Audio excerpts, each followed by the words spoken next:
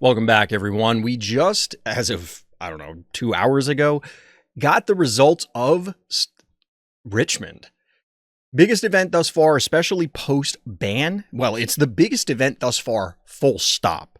And I think there's a whole lot of things to take away from this event. I'm actually going to, this is, in the background, the VOD from Late Night Gaming. You can see it all the way at the bottom there. And I'm just going to let it play so that we have something going in the background. It's muted. I'm probably going to reference part of what's going on back there for this tirade. I'm not going to be talking about balance. I'm not going to be talking about meta. I'm not going to be talking about deck choices or cards or sets or anything related to the actual gameplay itself this time. I think there's going to be enough ink spilled, enough breathless rants about a variety of things, and I'll put in my 2 cents at some point, but not in this, or try not to. What do I want to talk about? Well, specifically, I want to talk about the content creation. Now, I'm a content creator, and I've done it for a variety of games. I've done direct first-party stuff in a sense, like I was the third party, but I was working directly with the first party for a variety of different games. Did it for Lightseekers, did it for Transformers, and other ones. The digital games. We're talking like Mythgard, we're talking RuneStrike, we're talking Cards and Castles 2, variety of different games. Big companies, small companies, other ones I didn't mention. And I've done previews and stuff like that. I've also done a bunch of streams, and I understand the challenges that go into both ends of it. And this is, I'm pointing the wrong way. This is kind of what we're going to be talking about. I am of the opinion that FFG really fucked this up. There's no two ways about it. And this is in no way to point any fingers. Well, I'm pointing a finger at Late Night Gaming. This is not their fault. This is in no way their fault. And you could look at this and go, well, but it's their stream, but it's their content, it's their equipment. They signed up to do this. Why aren't they fixing it? Why aren't they doing stuff? And yes, there was a whole big to-do about the issues they also had in Denver. It is not their fault. They are volunteering for this. They are doing this of their own volition. Otherwise, we would all only hear about this through tweets and Discord posts. We wouldn't know anything that's going on. The fact of the matter is, there is a benefit directly to FFG, as Modi as well, and the game as a whole by having streams. If you're not aware of this, if you haven't thought about it like this before, tournaments are just a marketing expense. If they didn't have to put on tournaments, they being FFG, they wouldn't. They just wouldn't. And you can see that in Magic. Magic eventually decided that Commander was more money for them, so they let other people do tournaments. They kind of don't care. I mean, yes, they do have organized play, but it's not what it was back in the day.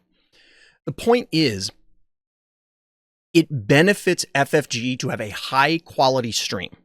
It benefits the game and FFG to have everything represented in the best light possible. In my opinion, and now I haven't talked to Late Night Gaming. I'm not like speaking on their behalf. This is all my thoughts. But my understanding is that FFG doesn't give them any support. It's just kind of like, all right, yeah, just go run your stream. Good luck. Now, FFG contracts Star City, but at the end of the day, the buck stops with FFG. If you want streams, like let's say Late Night Gaming, and again, I don't know if they did this, but they went up to Star City and said, hey, Star City, we want to stream it. And Star City says, great. You got to do it with all your own equipment. You got to get it squared away. Why is FFG not, they're already paying Star City to host this. Why is it not part of the contract for them to directly support either selected streamers or just a general bucket for streamers or stream it themselves? And Star City has hosted other events where they've streamed it before. So why is FFG not doing these things? And I can tell you right now, the cost to host something at one of these events in order to avoid this because of the bandwidth and trying to get the appropriate internet access is extremely expensive. Like, you're not paying for this out of pocket unless you are independently wealthy and you're just like, you're bored because you don't have to work anymore. So you stream card games. That's the kind of dollar signs we're talking about. To me, it's kind of a disgrace that FFG is not more directly involved, that they are not more directly guiding and assisting the streamers. At the end of the day, what's going to happen here? Anybody who's involved in the tournament scene already knows. They probably talk to the late night guys. They're not like these no-name characters. They're at a lot of events. They cover a lot of events. They play in a lot of events. I played with and against these guys. They're all, I haven't met all of them, but like, shout out to Tony. He's a great guy. The point is that they're on an island here. If FFG or whoever doesn't help them, somebody who's in the tournament scene already knows who these guys are, what's going on, and what the situation is. However, random Joe Schmo that shows up in the stream, or 3 weeks from now, a year from now, Google's, hey, I heard about this cool Star Wars game. Let me see if there's any YouTube videos. Bazillions of videos pop up, obviously. And they go, oh, there was a cool event in Richmond. I live near Richmond. Maybe there'll be another one. Let me see what happened. And then they see this. You know what's going to happen? They're not going to blame late night gaming, because the assumption is that like your average person is going to assume that they are somehow affiliated with FFG, most likely. So they're going to turn around and they're going to look and go, well, why is the stream crap?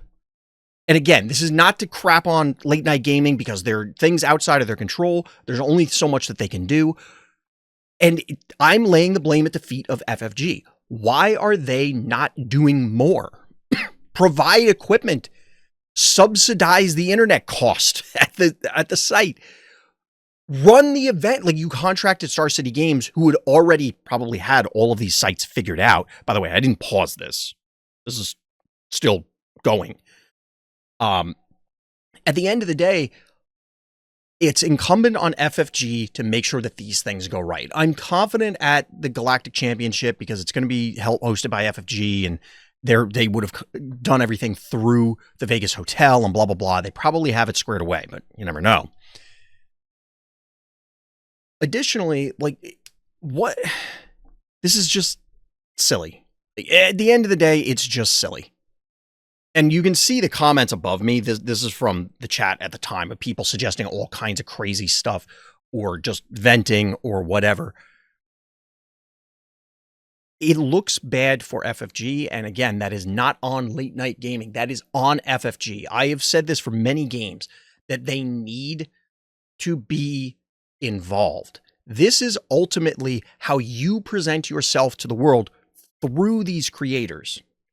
Yes, the creators, and you want to farm it out so that you don't have to have an internal streaming team, so that you don't have to get and maintain and ship and box up and set up and actually do the streams yourselves, which I'm sure they're going to do for Galactic Championship, unless they bring McClunky or Late Night or C-Raptor or whoever in. Hopefully all of them, so that you have like multiple tables and stuff. That would be really cool. But if you want this to be a big game, it's the year of our Lord 2025. There are expectations, and you can't. I'm actually, every time FFG takes a step forward, it's like 3 steps back with the most ridiculous things. Is this their first big game? No. Is this their first Star Wars game? I don't even think it's their first Star Wars game. I mean, it definitely isn't because of Destiny. I'm thinking card games. But I think they had another Star Wars card game at some point. They've definitely done competitive card games before, and they've had streams for other games.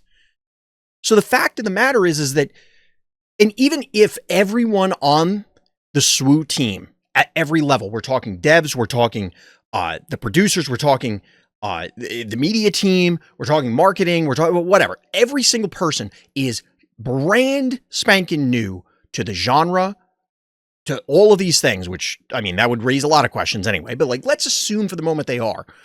If you are alive in 2025 at all related to games, you are aware that streams exist. You're aware that social media exists. They put on streams themselves, which admittedly are self-contained, so it's easier, and I understand. But everything kind of feels like, from the FFG perspective, it feels completely half-assed all the time. And it's incredibly frustrating. And I can't imagine what Loopy was going through. I would have been like internally screaming. I would have been ready to like snap something in half if I was doing this, and then having to put up with the people in chat being absurd. And it's like, look, There's only so much you can do in these buildings that were built 50 years ago that are probably 100% concrete because internet wasn't even a thing yet. Certainly not to the degree that we're in now.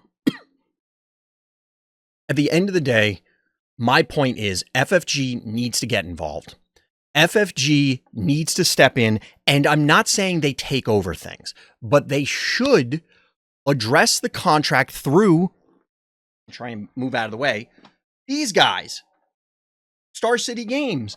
You have a contract with these guys. You're going to these locations. It is known where you're going. You could look up the costs and invest the money. This is a money problem. Get the people who love your game, who want to promote your game, and are, as far as I know, doing it for fucking free. Look, yes, do they get ad revenue on YouTube? Let me tell you, I stream on Twitch. I've gotten a check for 17 cents before, without exaggeration. They are not raking it in. Well, I don't know their situation, but like, let's be real.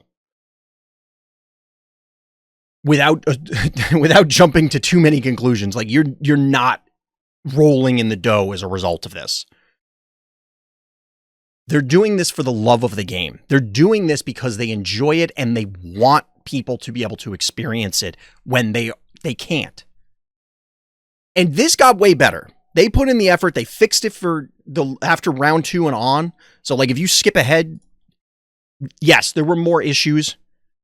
Yes, there were other problems, but like if we go to gameplay, and interestingly enough, I randomly skipped to the Vader round. Is this the perfect stream? The best stream we've ever seen? No. But it's absolutely watchable. I'm perfectly fine with this personally. However, if you want it to improve, you want it to be better, you need to actually provide people with the resources they need. And the only people who are capable of doing that, unless we get some rich benefactor to step in, is FFG. They are the largest player in this equation by definition. So help us out, please. This, in my opinion, this is 100% on FFG. It is their problem to fix. And I'm not saying, again, not saying fix it by like kicking out certain creators and bringing other ones in. No, put the resources out there for these people. That's the bottom line.